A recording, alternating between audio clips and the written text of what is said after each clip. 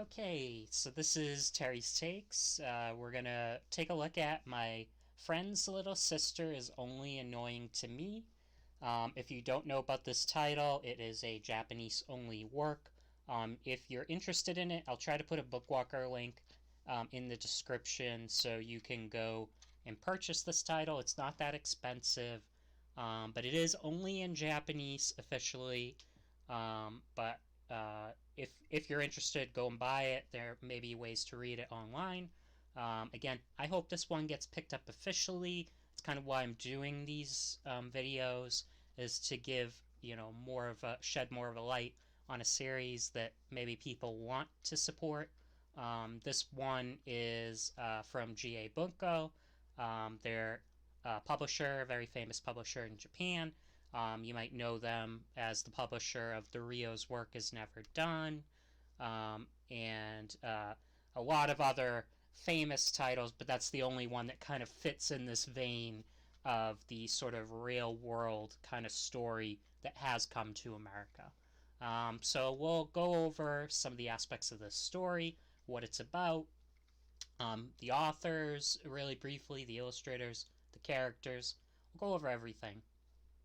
So just the initial setup, kind of the basic plot premise. There's a boy named Akiteru. He's a young boy, high schooler, and he has dreams and aspirations of becoming a game developer. But really, he's all about efficiency, and he wants to do whatever it takes to take the most efficient path to secure a future for himself and a future for his friends. So he lives in an apartment complex. He lives on the 5th floor, and he names his game development team the 5th Floor Alliance. Among these characters is Akiteru. There's his friend Ozu, who's a game developer, or sort of the engineer behind the game. He's the one that does all the programming. You can see him pictured there. There's Ozu with the blonde hair. There's Akiteru with the brown hair. Also in the game development team, they have an older woman who does the art for the game. They have an older guy that we don't get to meet. They really just communicate with him via mail and cell phone. And he does the story. Very famous novelist, at least to Akiteru, a very esteemed novelist. And so they have this game development team, but it's very small scale. But somehow they were able to get about 1 million downloads of their game, so it is fairly popular. Akiteru does not brag about the game at school or anything, but he does try to use this game development and the fact that it sold a lot to try to sell his company to his uncle, who happens to own a big conglomerate. His uncle is receptive to the idea, but only on a condition. And that condition is that Akiteru has to pretend to be the boyfriend of this silver-haired girl on the left, Mashiro. So Mashiro, she is very much the sort of the new character introduced into the dynamic that these friends on the 5th Floor Alliance have always had together. She joins his school. We don't really know why the uncle makes him date her or pretend that he's her boyfriend. We don't really know that until later in the story, so I won't spoil it too much, at least not yet in the slides. But basically, he has to pretend to be her boyfriend. He can't already have a girlfriend. The uncle kind of restricts that because he wants it to be believable. And the excuse is basically he wants to keep her from the other students in class. He sees them as beneath her or lower than her. At least that is kind of projection, is that he wants to keep her away from other boys in class and wants her to stay safe. You can see pictured on the right, this is Iroha, and I'll go back a little bit because I have a little bit of info about Iroha and Akiteru. So Iraha, she's a social butterfly, class president at school, but when she gets home and when she interacts with Akiteru, she is a lot more of a mosquito, an annoying mosquito that kind of clings to him, enters his room unannounced. She even enters his room while he's showering. He comes out of the shower dressed in nothing, and she's sitting there on the bed just lazing around. Uh, so she's just generally an annoyance for Akiteru. They do joke around with each other a little bit, definitely more on her end, pranking him. And so that's kind of the annoying aspect to her.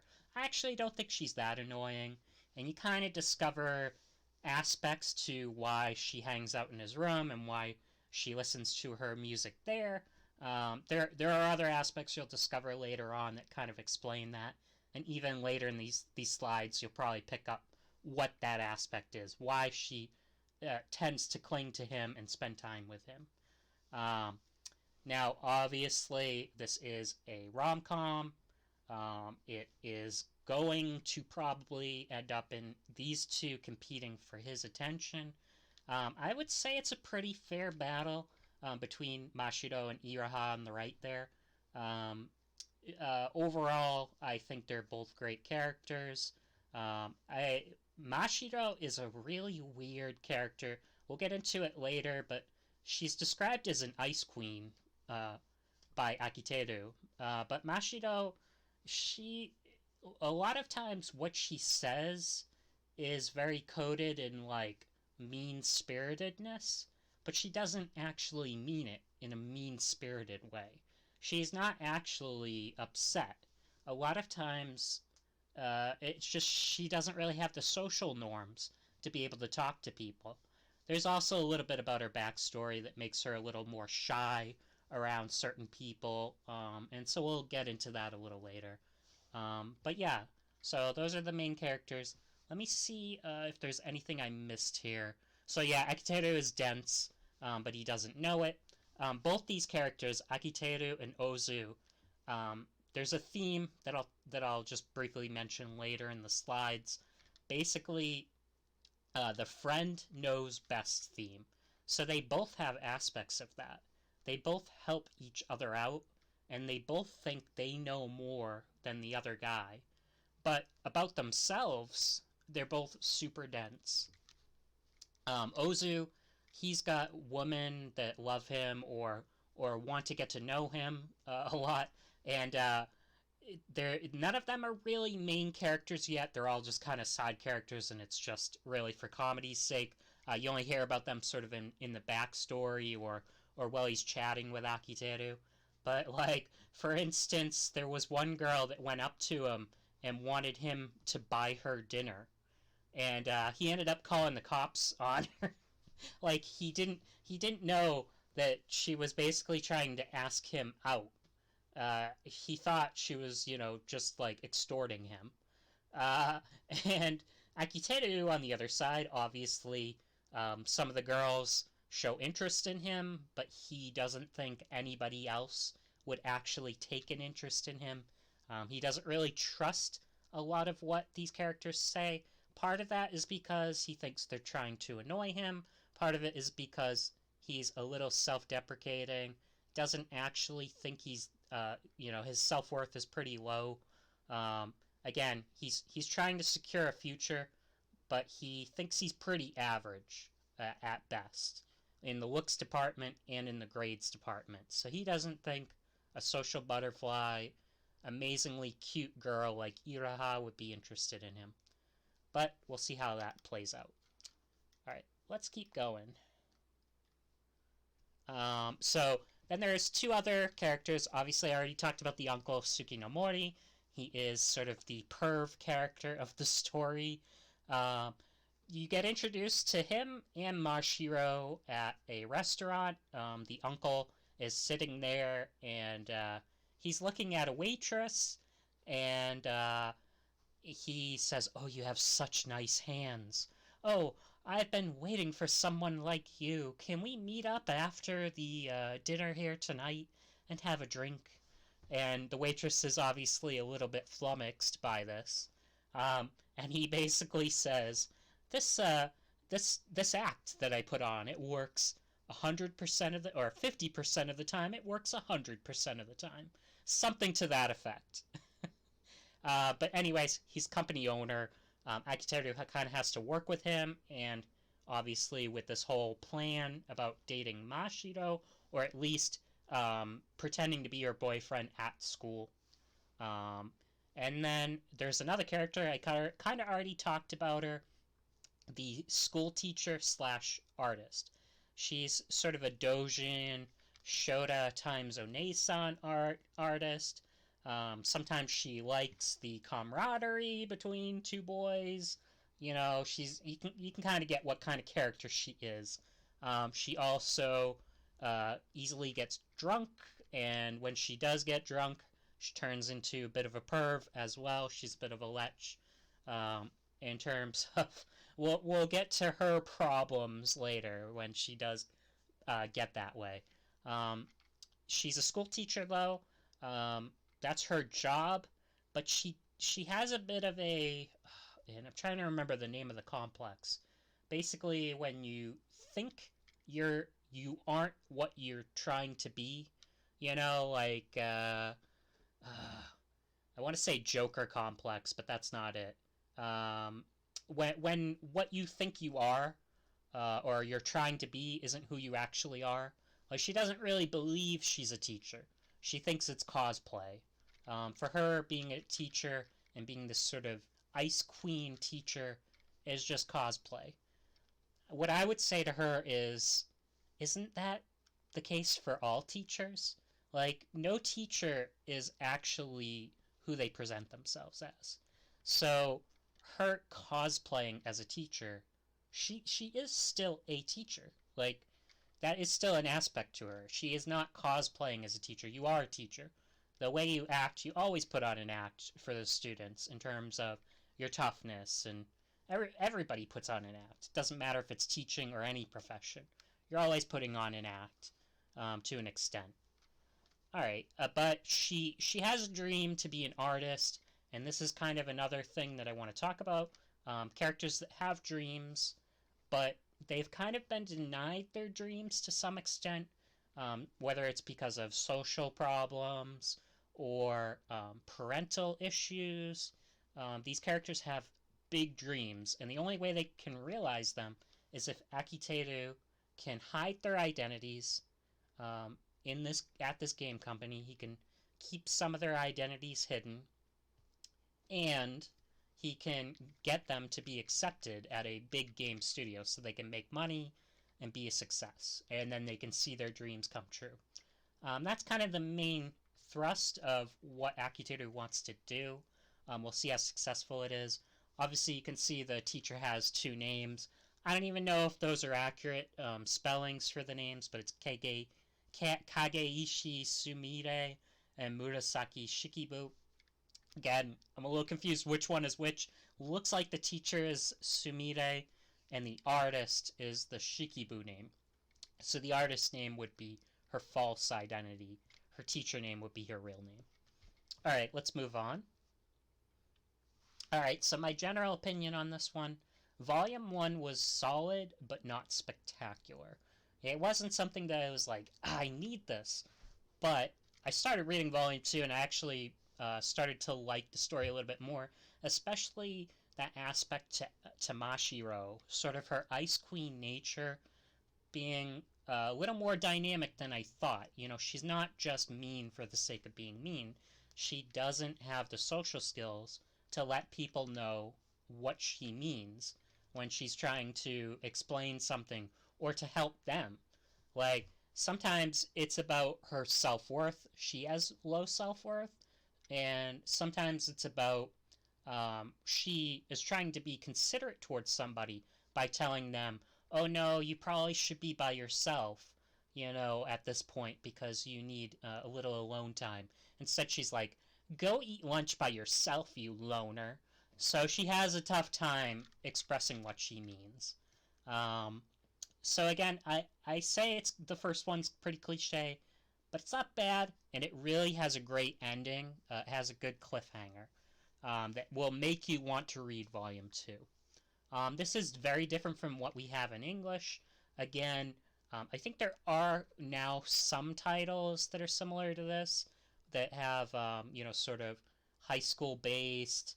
I haven't read Tomozaki-kun yet, so that could be very similar. I'm not sure. I do want to say the game aspect in this one, well, I've talked about it a lot.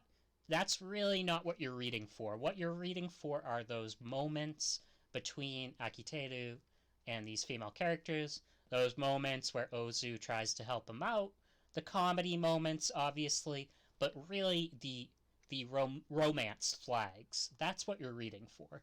Those scenes where, they ride on the bike together, they fall in a puddle together and have an emotional scene. That's what you're reading for.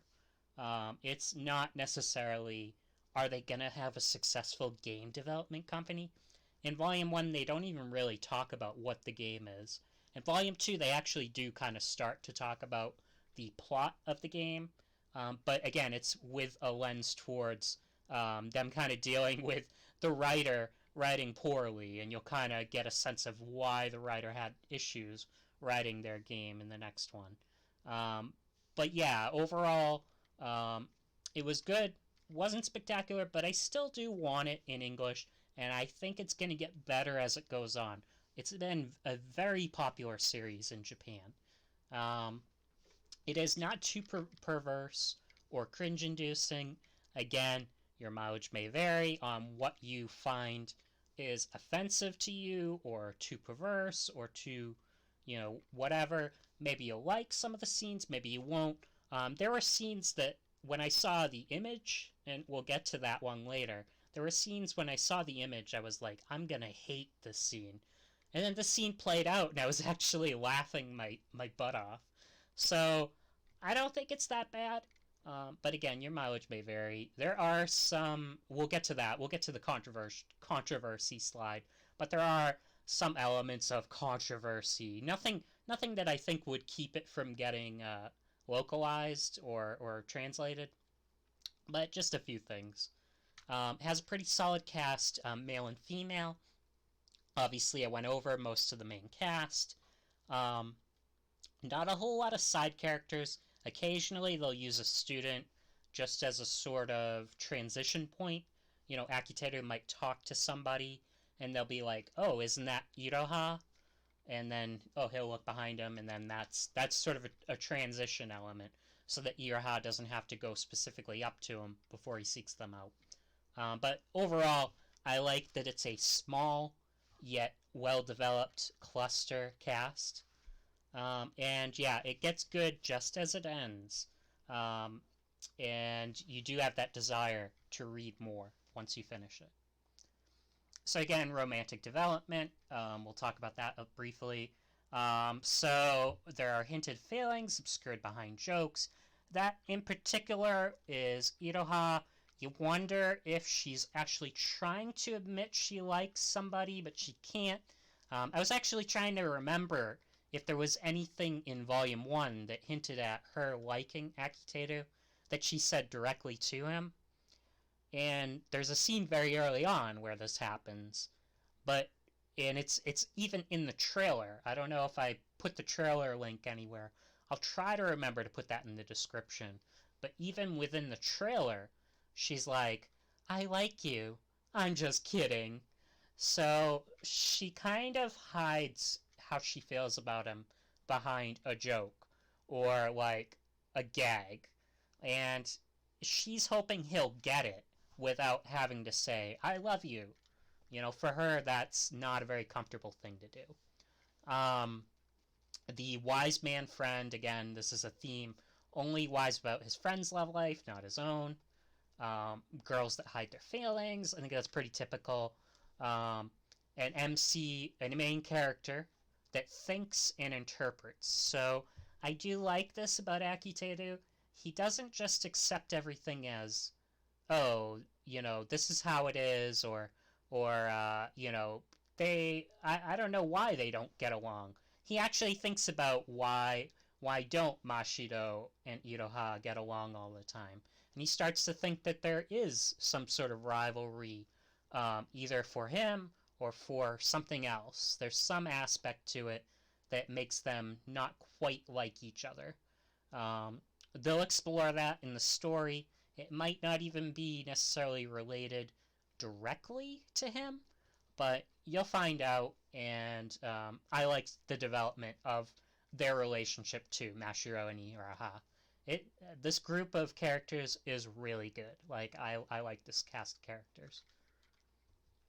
Alright, so again, themes and tropes, the dense rom-com lead, hidden identities, hidden feelings. Again, the teacher has a hidden identity. Some of the workers in the Fifth Floor Alliance have hidden identities, and the hidden feelings aspect that we just talked about. This one I don't quite remember. Like, I kind of vaguely remember the in-work fiction being plot relevant. Like, I think the initial scene has Iraha opening up a manga. Whatever the title of that manga was, had something to do with, like, a dense main character. So, like, you might see that going forward. And even in Volume 2, they start to talk about the plot of their video game, and that plot sounds like it's being scripted in a way that is based on what's going on in their reality, kind of affected how the writer wrote that plot. Friends Know Best, again, another theme, Ice Queens, between the teacher and Mashiro. Foul-mouthed protagonist, again, I didn't put a whole lot of info here, but I do know that he, and I think I put this in another slide, could be controversial, but he does tend to call certain girls in his classroom bitches. Again, you know, your mileage may vary on if that really offends you. It does seem to be a very gendered thing. It's just female characters he calls bitches. Doesn't tend to call male characters bastards. Whether that bothers you or not, it's up to you.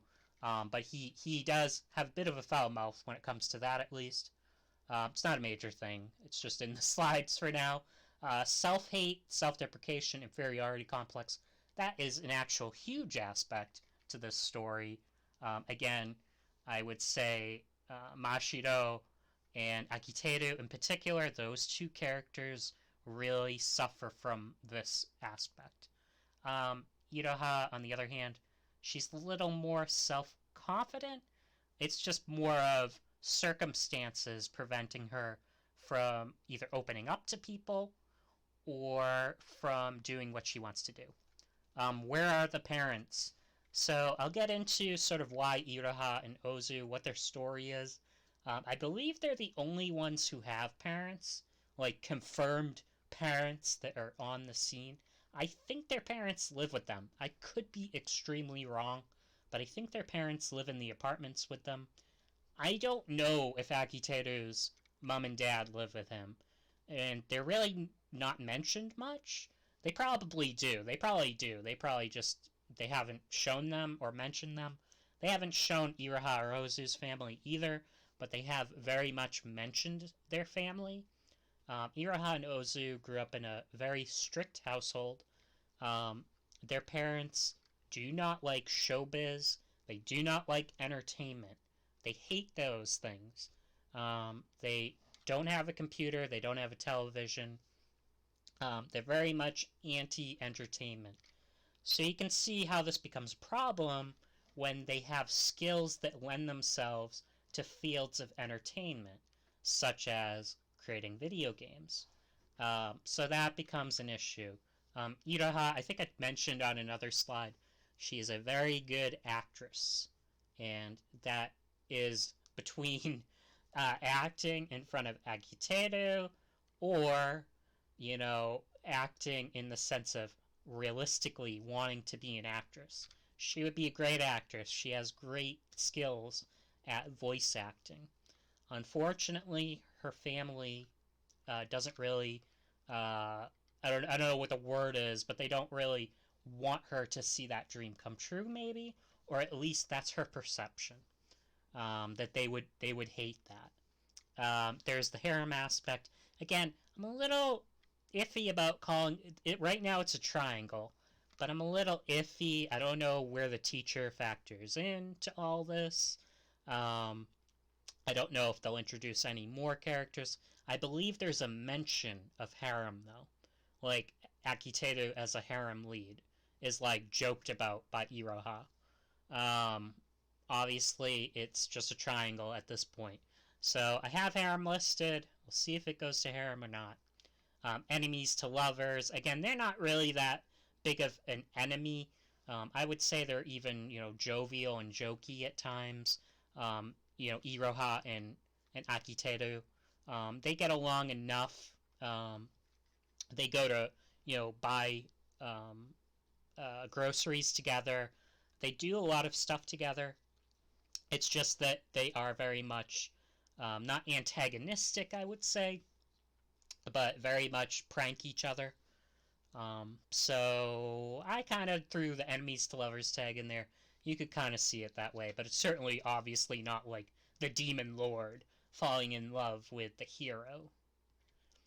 Again, controversial element slide. So I can finally get to this picture that you can see on the bottom right. Akiteru walking in on Mashiro, going the bathroom. So when I saw this picture, I was like, what the heck?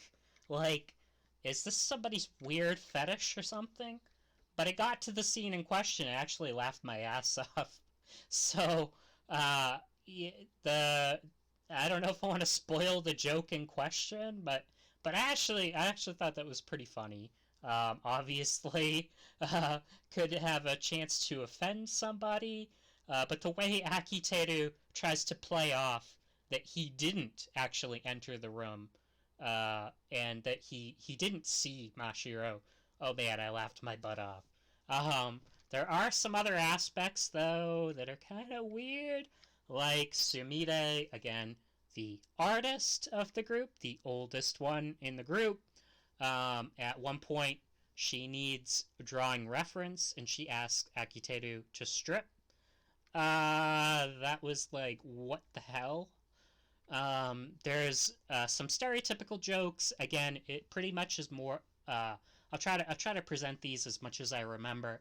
I know the Italian joke comes when the uncle is trying to hit on a waitress, and I'm trying to remember how exactly that joke happens, but it's an Italian stereotype joke. You're not Italian, or something like that, he says to his uncle. And then there's a Russian joke that has to do with being drunk, I believe, was the joke. So they're very stereotyped jokes. I don't know how controversial they'll be. Again, I don't think any of this stuff is going to keep this one from coming stateside. I just wanted to note those, if they bother you at all. They're very brief jokes. They're nothing to like hold up production over.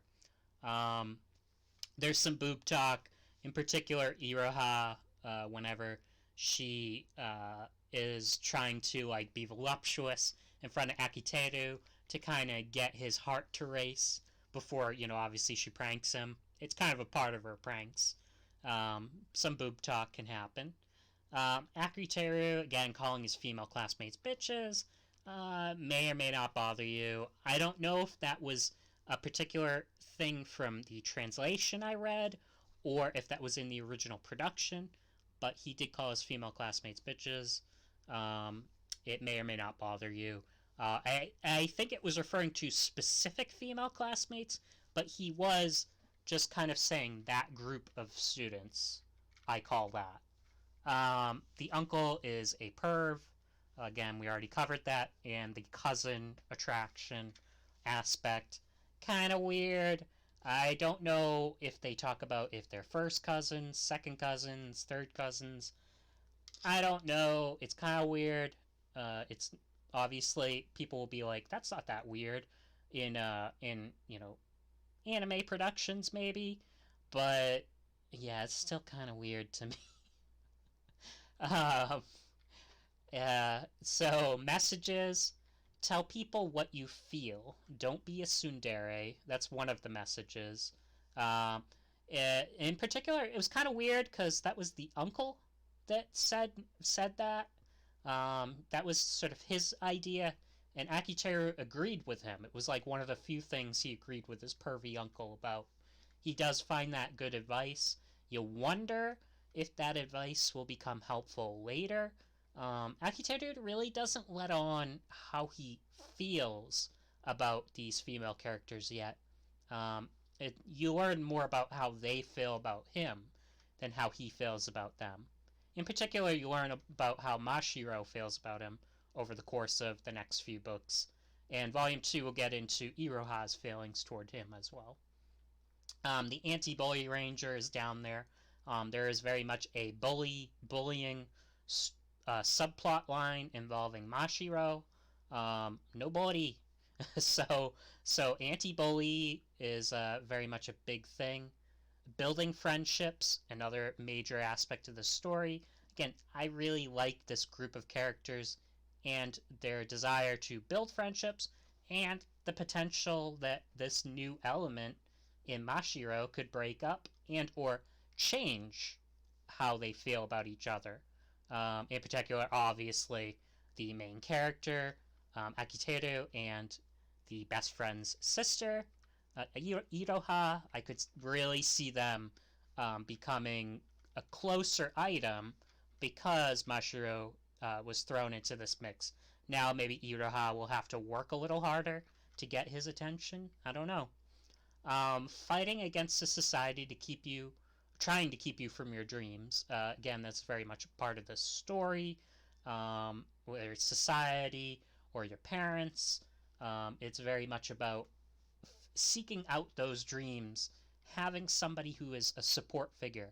In many ways, I guess you could say Akiteru is kind of almost like a second, parent to some of these characters. He's kind of the father figure to them in terms of pushing them and getting them to be great. Or another teacher or another, sensei or whatever. In many ways, you could see him that way. Imagination versus reality. That's used for jokes. That's used for, obviously, we already talked about false identity. So sort of the imagination, what you think versus what it actually is. And then change. I really think that's going to be a major theme by the end of this series is how do the relationships change when new elements get brought in? Can they survive the change? Is the ultimate goal his company, his small development team, getting bought by his uncle's conglomerate? Is that what they really should be trying to accomplish? I think that's a major question. By the end of the story, I would not be surprised at all that Akiteru and his group don't go that path, that they do go their own separate ways and find a way to do that, but obviously with one of them ending up being his girlfriend maybe in the future. Comedy, so again, expectation versus reality, the pervy jokes, the low-hanging, there were a few low-hanging siscon, tsundere, and drunk teacher-con jokes. I already talked about the teacher scene. It was kind of weird. Obviously, the cousin stuff was kind of weird. I still think that's weird. I know in anime there is a lot of that, the second cousin and the first whatever. It's still a little weird to me. But, your mileage may vary. It is fiction. It's not real. But it's still kind of weird. At least one spit milk joke, which, again, was surprisingly that bathroom scene. I won't spoil it entirely, but when you go read it, I thought it was pretty funny. A sense of movement and setting. This is actually a major thing that I like in stories. I saved this pretty much for last. I like when you feel like you went somewhere in a story, whether that's physically, whether that's developmentally. I want to feel like the characters went someplace. And this story in particular has a great sense of movement. So, physical movement, there's a variety of places that they visit, from the school to the apartment complex to the supermarket to the mall to the movie theater.